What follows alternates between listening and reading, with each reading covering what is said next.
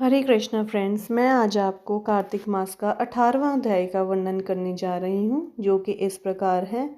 अब रौद्र रूप महाप्रभु शंकर अपने वीर गणों के साथ नंदी पर चढ़ कर हंसते हुए युद्ध भूमि में आए।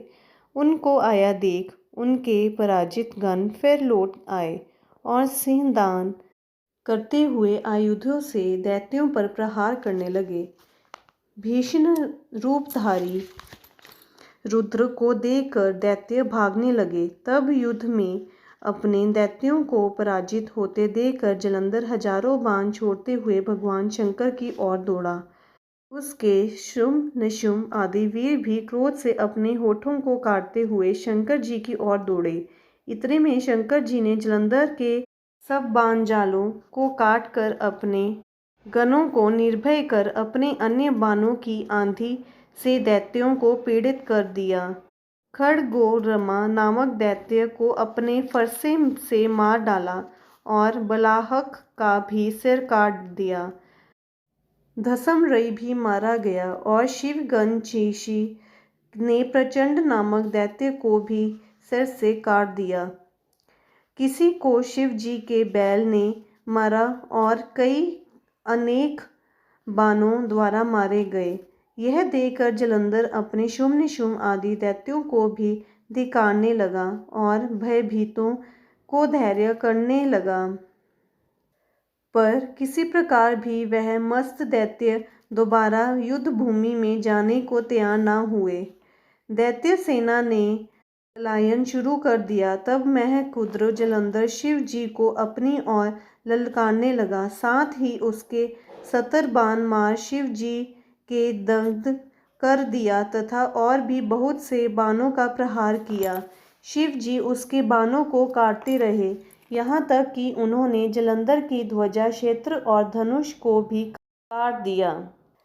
फिर 7 बाण मारकर उसके शरीर में आघात पहुंचाया।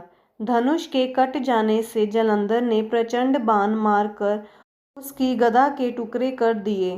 तब उसने समझा कि शिव मुझसे बलवान है, अतः उसने गंधर्वी माया उत्पन्न कर दी। उस अनेक गंधर्व अप्सराओं के गण पैदा हो गए। वीणा और मृदंग आदि बाजों के साथ नृत्य व गान होने लगा। इसमें अपने गणों सहित रुद्र भी मोहित हो गए। उन्होंने युद्ध बंद कर दिया। फिर तो काम से मोहित हो जलंधर जल्दी ही त्रिनेत्र भगवान शंकर का रूप धारण करके वृषभ पर बैठ पार्वती के पास आ पहुंचा। उधर जब पार्वती ने अपने पति को आते देखा तो अपनी सखियों का साथ छोड़ दिया और आगे आई। पार्वती को देखकर कामातुर जलंधर का वीर्य पतन हो गया और उसके पवन से वह जड़ भी हो गया। गौरी ने उसे दानव समझा। वह अंतर ध्यान होकर उत्तर की ओर मानस पर चली गई। वहां पार्वती को देखकर फिर शिवजी की ओर लौटा। उधर पार्वती जी ने भगवान विष्णु को बुलाकर दैत्य का वह कृत्य कहा और यह प्रश्न किया कि क्या आप इससे अवगत हैं। भगवान विष्णु ने हाथ जोड़कर उत्तर दिया, आपकी कृपा से मुझे सब कुछ ज्ञात है। हे माँ, जो आज्ञा हो पालन करूं।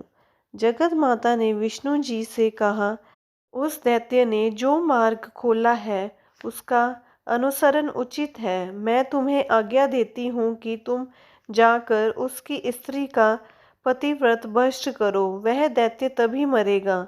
पार्वती जी की आज्ञा पाते ही भगवान विष्णु माँ की आज्ञा शिरोधार्य कर छल करने के लिए जलंधर के नगर की ओर गए। हरे कृष्णा फ्रेंड्स, इसी के साथ मेरा 18वां अध्याय समाप्त होता है। प्लीज़ आप चैनल को लाइक एंड सब्सक्राइब करना ना भूलिए। अगर आपको ये वीडियोस अच्छी लगती हों, प्लीज़ आप इसे शेयर भी कीजिए। हरे कृष्णा।